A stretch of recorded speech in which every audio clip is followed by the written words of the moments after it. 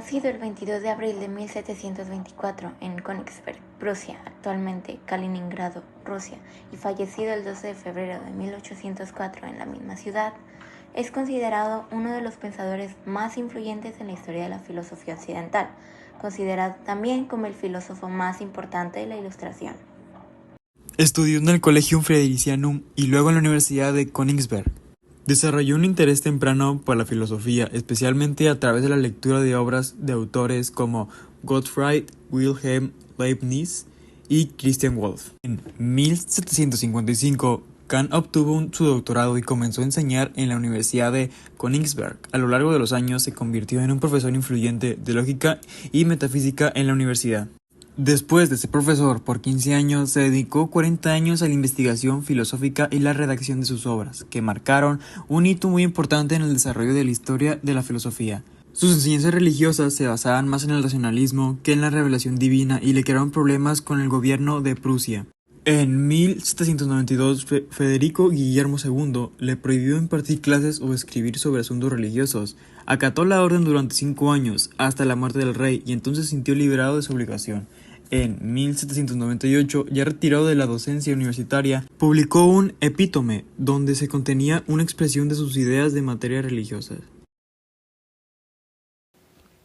Bueno, hablemos sobre su pensamiento, que este ha tenido una especial importancia en el desarrollo de la ciencia, especialmente a finales del siglo XIX y principios del siglo XX.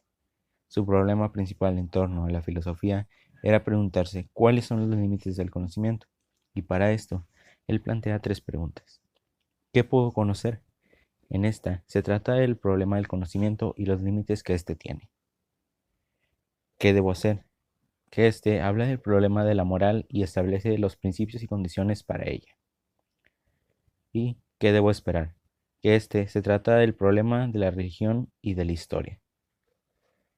Por último, tenemos una última pregunta que se adhiere o añade como un resumen de las 3 anteriores, ya que pues el sujeto de todas las cuestiones anteriores es el hombre, y el concepto de hombre, según Immanuel Kant, se centra en la idea de que el ser humano posee una dignidad innata y única, derivada de su capacidad de razonamiento y autonomía moral.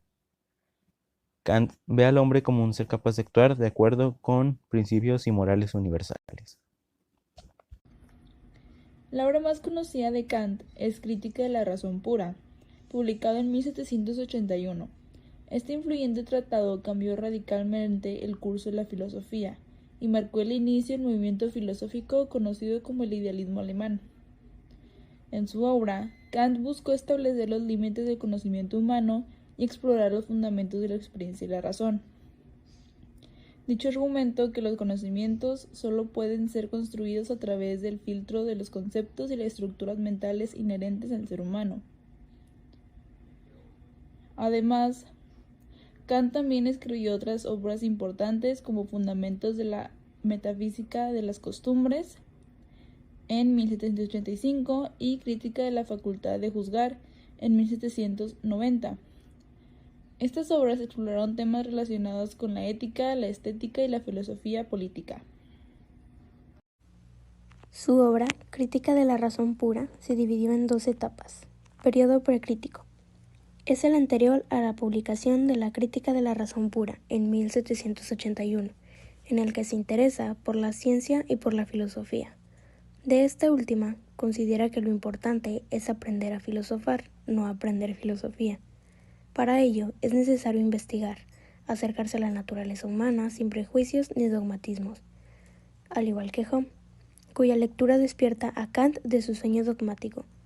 La obra más significativa y que pone fin a este periodo es la Dissertatio, en 1770. Periodo crítico. En este desarrolla su filosofía, llamada idealismo trascendental, filosofía crítica.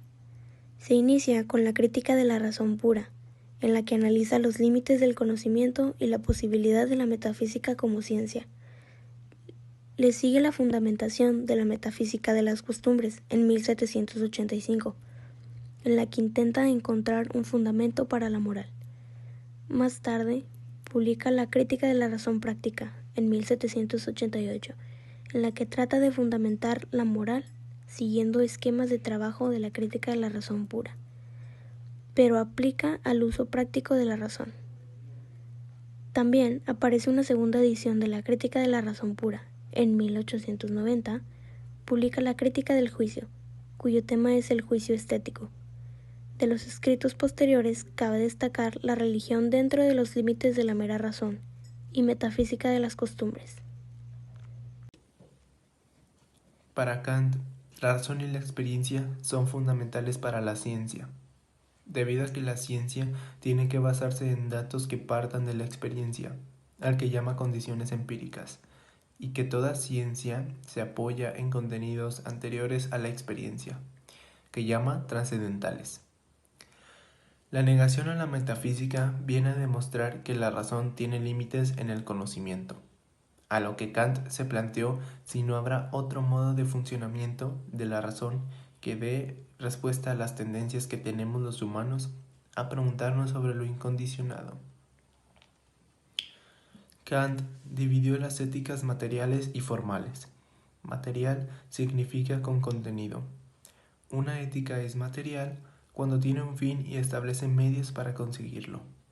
Una ética es formal cuando no tiene fines y no tiene medios para alcanzarlos. Esta jamás nos dirá qué hacer y solo cómo debemos de actuar. Sus características son, a priori, que es universal, necesaria e independiente de la experiencia. Categórica. Es el imperativo categórico y será la única ley moral existente para Kant. Y autónoma. Cuando la voluntad se da a sí misma, la ley moral. Kant establece como postulados la libertad, la inmortalidad del alma y la existencia de Dios como fundamento de su ética formal. Son ideas trascendentales establecidas en la crítica de la razón pura de las que no tenemos conocimiento, pero que no pueden desaparecer. Que no las podamos conocer no quiere decir que no existan. No son fenómenos, pero son monúmenos. No se ajustan a las condiciones de conocimiento, pero son lo incondicionado. No se pueden conocer, pero se pueden pensar.